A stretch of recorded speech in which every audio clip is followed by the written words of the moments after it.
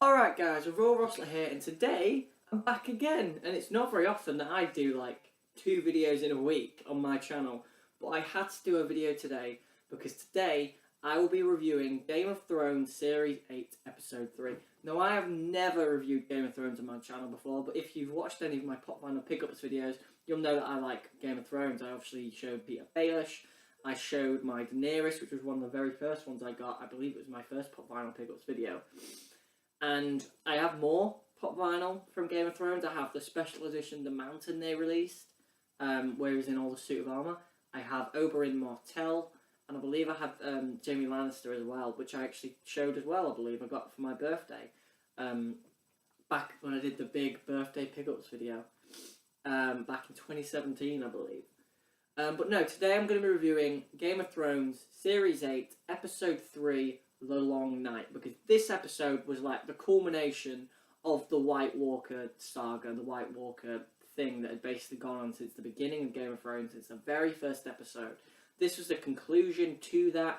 How it would go down, it went down immensely. This was a fantastic conclusion to the White Walker battle, the White Walker saga, and the Night King, who, yes, I think a lot of people actually thought that, especially as this episode rolls on, and I was beginning to think that the Night King was going to win, and Jon Snow would be slain and Daenerys would be slain. I thought the Night King would win, and the Lannisters would be left alone to fight the White Walker army. But no, this episode really did put you in that sort of really perilous situation where you felt like most of the characters, or some of the really important characters, died. And some characters did die, and we'll get to them in a little bit, but you thought that the main event characters, like your Jon Snows, your Tyrion Lannisters, your Daenerys Targaryens, your Sansa Starks, could die. And as I watched this episode and I saw character after character die, I thought we were building up to like quite a big one dying at the end of the episode. We didn't really get a big payoff character death, which is fine, but I do think that in this situation, for this battle to have been as important and as effective and dramatic as it should have been, we should have had a really massive character death.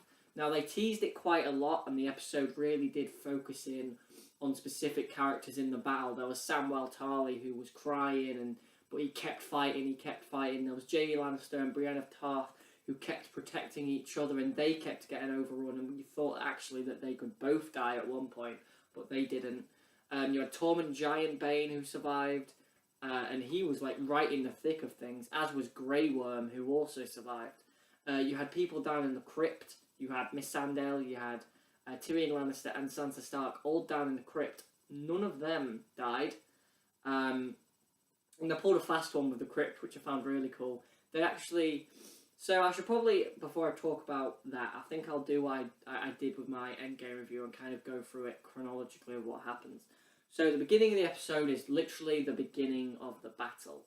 And what you have is just before the charge starts, Melisandre returns, the Red Witch, the Red Queen, or the Red Witch, it's one of them. Melisandre returns, and she lights all of the Dothraki's Arrax on fire. And that was a really cool moment, because before that, everyone was like really worried about this battle. And when she lights them all on fire, she enters the keep, Winterfell, and everyone's like, we can win this now. We've got fire, this is what can kill the White Walkers, we're going to be fine. All of the Dothraki people charge on horseback with Jorah Mormont leading them into the darkness and into the White Walkers. And as they do that, barely any return. You see a couple of people running, you see a couple on horseback. Jorah Mormont is one of the people that returns. All the Dothraki pretty much have been wiped out by the White Walkers. And as that happens, they start firing trebuchets and catapults and stuff, and they set up all the Unsullied people. They set up. Grey Worm speaks in High Valyrian and tells them all to get ready. You've got all of the wildlings with Tormund Giantbane leading them, all ready to fight. You've got Jaime Lannister and Brienne of Tarth obviously ready, and they all stand there, and the White Walkers just come at them and decimate them. and you see Brienne of Tarth get pushed over, but Jaime Lannister saves her. Tormund's in a battle. Jorah Mormont's in a battle. You've got Grey Worm's Unsullied getting absolutely destroyed by the White Walkers. They're just charging them and destroying them. Absolutely no prowess, military prowess to this White Walker herd. They just attack. It was honestly like an episode of Walking Dead. Like, or World War Z, because they can run. Where the zombies, or the White Walkers in this case, just the Whites. Charge, no military prowess, no tactics, they just charge, and they're winning. And they keep pushing the armies back towards Winterfell to the point where everyone has to retreat. Arya Stark tells Sansa to go down to the crypt. Arya says, I'm going to stay here and fight, obviously, with her new sword that Gendry made her before they made love, which was an interesting moment in last episode. But no, everyone has to pull back. Tormund says pull back, Brienne of Tarth says pull back, and everyone has to pull back. Samwell Tarly's there and he's fighting, but he can't get back up after killing a couple of White Walkers. And Ed, of course, from the wall, he says, Sam, get up, and he pulls him up, but as he pulls him up, Ed gets stabbed. So Ed dies. There's the first notable character death of the episode.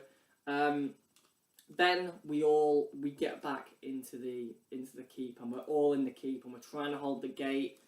They break through the gate, all the Whites do. They're climbing over the walls as well. It's honestly like watching zombies. They're climbing over the walls. You've got Jaime and Brienne just knocking them off the walls, and Arya Stark's there as well, and she's got her lance, and she's amazing. She's fighting them off. She's like Rey from Star Wars, pretty much.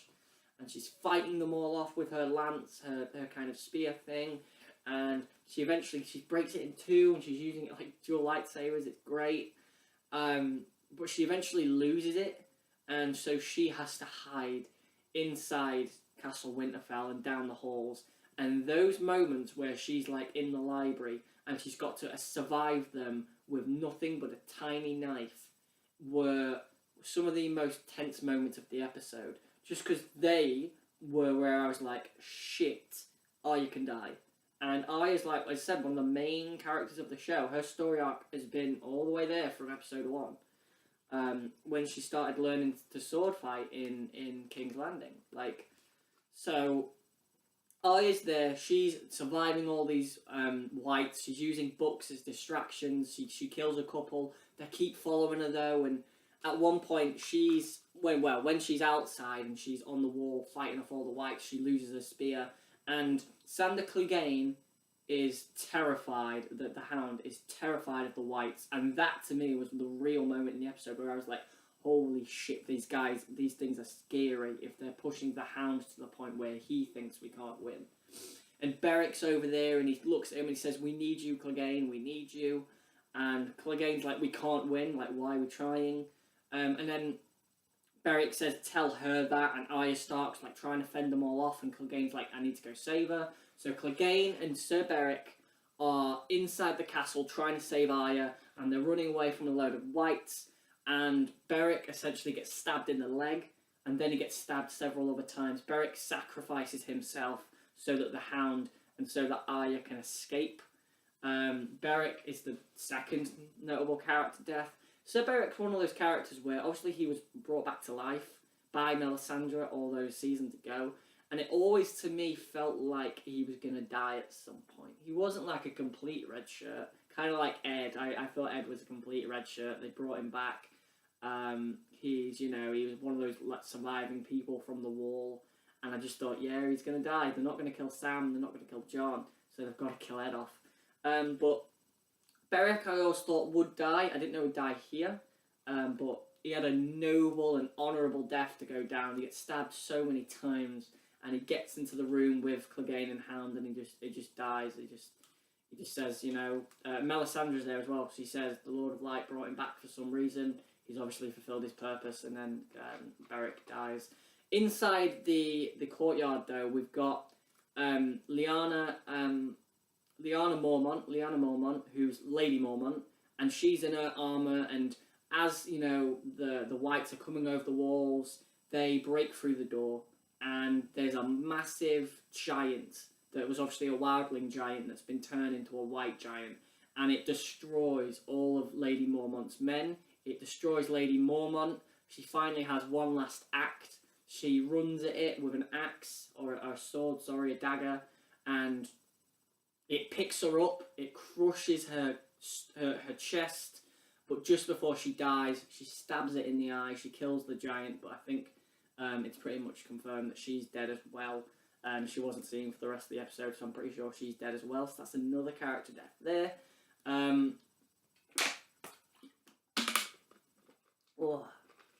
That's 3 at the minute. Then you've got like, I'm trying to think who else died out of interest. Like, I'll get to who else died in a minute. But outside of the keep, you've got Jon Snow and Daenerys on the dragons, and they're fighting as many White Walkers as possible. But Jon Snow falls off his dragon, and the Night King falls off his dragon as well. He's sent off his dragon, Viserion, and Jon Snow is on the ground, and he charges the Night King, and the Night King turns around, looks at him, and then just summons loads of the dead. He turns loads of people into whites, which also turns all the dead inside the castle to whites, which also turns, and this is a really cool bit, and I really like this, it turns everybody in the crypt, inside the crypt, to whites. So everybody in the crypt, all those innocent women and children, Sansa Stark, Tyrion Lannister, Missandei, are all there, and they're now getting attacked by White Walkers. I do think that they did make the Night King a little bit overpowered in that kind of, the idea that he can summon anyone from miles away, probably. Like, it's a fair distance from where the Night King was to the castle, and he just summons them like that. And I'm like, why don't you always do that? That seems like a bizarre talent to have. Jon has to fight off all these whites on his own. Daenerys as well at one point. She falls off her dragon and she's all alone. But out of nowhere comes Ser Jorah Mormont, and he's protecting her throughout the rest of the episode. They're fighting each other. Daenerys, Dany picks up a sword, and that's probably the first time she's ever held a sword in a series. So they're fighting. Jon Snow's fighting to get back to Winterfell. He fights for all these whites. He gets back to Winterfell, and he has a confrontation with Viserion. And Viserion's just destroying him. Like, Jon Snow's just got to hide. He's just got to keep hiding. He keeps hiding. He keeps hiding. And it's just a really perilous situation for Jon Snow. And at the same time, you've got all the White Walkers who are now getting to where Bran is being kept and protected by Theon. In the last episode, obviously, they said that they were going to use Bran as bait. They would have Theon protect Bran with all of his Greyjoy men, and most of his Greyjoy men get destroyed. At the beginning, Theon and his men look like they've got the upper hand on the White Walkers. It's weird, I just saw Squirtle in the background. Obviously, today I thought I'd have Bulbasaur and Squirtle as opposed to Pikachu and Bulbasaur, which I had the other day. I'll show Charmander in one video, probably next week or something. But no, Theon and his men look like they're getting the upper hand on the whites. They're holding them back with the fire arrows, but eventually they run out of arrows. And Theon is there, he picks up a spear, and he's fighting off all of these men. He's fighting all these White Walkers off tooth and nail. He is fighting his arse off for Bran Stark, who he betrayed in Season 2. And he's doing this for his brother. He's doing it for him. And he's also doing it, and it's also why they're all doing it, to protect the place they grew up. So Theon's fighting all these men up in such a heroic last act. And as soon as I saw him doing all this stuff, I was like, Theon's going to die. All the whites turn up. There's a bunch more of them. And the Night King walks through the middle of the crowd. Bran says, Theon, thank you, you're a good person. Theon charges the Night King with his spear. The Night King snaps it in half, impales Theon with half of it. Theon Greyjoy dies. Theon Greyjoy's had one of the best story arcs in the whole Game of Thrones show. Because he went from being the son that nobody cared about, to the betrayer, to Reek, to Ramsay Bolton Stooge, to saving Sansa Stark, to a Greyjoy, to now a full-on heroic badass hero who had a massive going out ceremony here.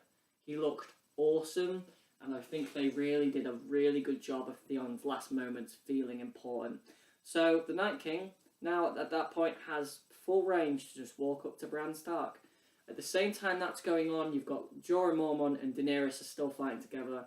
As soon as you see as well Jorah Mormont defending his Khaleesi, Daenerys, you kind of knew that he was going to die too. He gets stabbed in the chest, he gets slashed across the chest, he fights and fights and fights, but in the end, he succumbs to his wounds, and he dies, and Daenerys cradles him and cries as he dies. That was her first hand, the first man that really trusted her, the first man that really loved her. So he dies. You also got, so that's 5 character deaths I've mentioned at the moment, yes. So there's also, inside the castle, you've got all these characters surviving, and the Night King looks like he's won. Jon Snow has one last final confrontation with Viserion. He holds his sword up. The Night King goes to pull out his spear to kill Bran, but as he does it, little Arya Stark jumps in out of nowhere, but the Night King turns around and catches her, and I thought he was just going to break her neck. He turns around, catches her, goes to break her neck. She drops her dagger, but catches it, stabs him with the cast iron dagger, the Catspaw iron dagger, sorry. The Night King is destroyed. All of the White Army is destroyed. Viserion is destroyed. This is how Daenerys was fine after Jorah Mormont's death, because all the White Walkers had been defeated and disintegrated or whatever. And the Night King is defeated. And it was a really kind of... A lot of people have said it was an anticlimax, because, they just dealt with it in one episode. They didn't deal with it in one episode. They dealt with it in several episodes, like last episode. And they built the White Walkers up, especially over the last season, Season 7, to be this massive threat. And the politics of Game of Thrones was left aside to deal with the zombies of Game of Thrones, which was a really good way to do it. As far as a battle goes as well, like this episode, the actual battle was the most impressive, the most broadened, the most ambitious, in terms of scope, battle I've ever done in Game of Thrones. It was menacing and deranged and hard and horrific to watch at times, watching certain characters die. I really like Sir Beric. I really like Jorah Mormont. I really like Theon Greyjoy. As I said, he was one of my favourite characters on the show. I'd really like a Game of Thrones pop line of Theon now that he's gone. At the end of the episode, the Night King is defeated, and the last act, you see Sir Davos and you see Melisandre leave the... at points in the battle, Melisandre was important. Obviously, she lit the Dothraki's racks at the beginning of the battle, and also she lit a trench on fire, which stopped most of some of the White Walkers getting through, but eventually they did get through to the castle. But no, towards the end, at the end of the episode, Davos is watching Melisandre. She walks out of Winterfell. She takes the necklace off. She walks off into the distance. Obviously, she turns old. She falls to her knees. She falls down. Melisandre dies. So that is 7 character deaths in one episode. You had Ed, you had Lady Mormont, Lyanna Mormont, I believe is her name. You had Sir Beric, you had Jorah Mormont, then the Night King, and then Melisandre. 7 characters. There's some big character deaths there. Jorah Mormont, Theon, Melisandre, and the Night King are the bigger ones. With, Ed kind of being a red shirt. Like, I kind of saw that one coming. Sir Beric I kind of saw coming as well, and Lady Mormont as well. When she, was up against the big giant, she had no chance, really. But no, like, in terms of, like, editing and stuff as well, like, shot composition, this episode was beautiful. Battle of the Bastards is probably the best Game of Thrones episode they've ever done, and that was literally just a battle. That one felt a bit rougher than this one, just because it was dirty, and it was about 2, opposing male leaders using different tactics. Jon Snow was the loyal, the honourable man. Ramsay Bolton just killed his own men. Like, what a prick. Like, this one was about evil versus good. And in the end, good won in the way it probably should for the series to then tackle the politics of King's Landing and who should be on the Iron Throne. But damn, what a way to really end the White Walkers. A lot of people, as I said, thought this was anticlimactic, thought this was a bit sudden. They built this up for 8 seasons. Like, they forget about it a little bit every now and then, but it's always like a common thread. It always comes up, especially with Bran stuff. And I'm not a big fan of Bran as a character, because if he can just see the future, then he should see you're going to win, those sort of things. Like, it's a bit of a cheap character, really. And there's people who actually think Bran could be the leader of could be on the throne for Westeros at the end of the series. Which, please no, but you know, and that was the way the episode ended, with obviously Melisandre dying. You got to recollect all these character deaths. There was no music at the end of the episode, which I can't remember if last week's did, but it was appropriate because it gave me time to kind of recollect and kind of pick apart the character deaths and what I liked about the episode, what I didn't like. As far as things I didn't like, the only thing I really didn't like was there wasn't a massive character death. Jorah Mormont and the Night King are the two really big ones. Jorah Mormont, clearly, you know, he's been there since the first series, as Theon Greyjoy has as well. But Jorah Mormont felt bigger because of the way he went out. He went out protecting Daenerys Targaryen, who he was always going to go out in that fashion. And really, there's only ever one way he could have gone out. But as far as an episode goes, it wasn't as good as Battle of the Bastards, which is an episode I'd probably give like a 10 out of 10 to. But I think I can give this episode a 9, which is actually the same rating I gave Endgame. And it's really interesting how I consider and compare this episode to Battle of the Bastards, which is, you know, a perfect episode of Game of Thrones in my opinion. And this one, a little bit rough around the edges. Battle of the Bastards didn't have any real character deaths, especially in comparison to this one. But that battle had... it was just grittier, and the way that one was shot was a little bit better. Like, this battle was shot really excellently. I really love the pan shot of the battle from Jon Snow's point of view, where he's looking at everyone, Samwell Tarly and Brienne and Jaime. I really love the shot of all the Dothraki Arrax going out and the fire going away. That was a really good shot. There was great shots all through this episode. One way, it was like from the Giant's perspective, looking down at Lyanna Stark. That was a really interesting shot. And as an episode, it just wasn't as good as Battle of the Bastards. It was still an excellent episode, an excellent conclusion.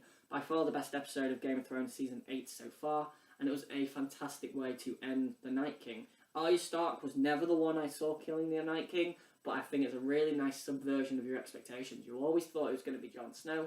It's really interesting that they went with someone else. And that makes me think that maybe someone else is going to get on the Iron Throne. I don't know what you're thinking, but... thanks for watching, guys. This has been Rovers a lot. Like, comment, subscribe for more. Tell me your thoughts. What did you think to Game of Thrones Season 8, Episode 3, The Long Night? That's going to be a long title for my video. What did you think to the character deaths? Which one were you most impacted by? For me, it was probably Theon. As I said, love Theon's story arc throughout the show. Who did you not see dying that did? Who did you think would die that didn't? Do you think there should have been more character deaths? What did you think to the really touching moments there were in this episode with Clegane and Arya, with Sansa Stark and Tyrion in the crypt? That was a really cool moment where they're just silent and they just like held hands. That was a really cool moment. What was your favourite moment in the episode? Do you think it was better than Battle of the Bastards? And are you excited for episode 4 next week? Thanks for watching, guys. This has been Revolver Russell.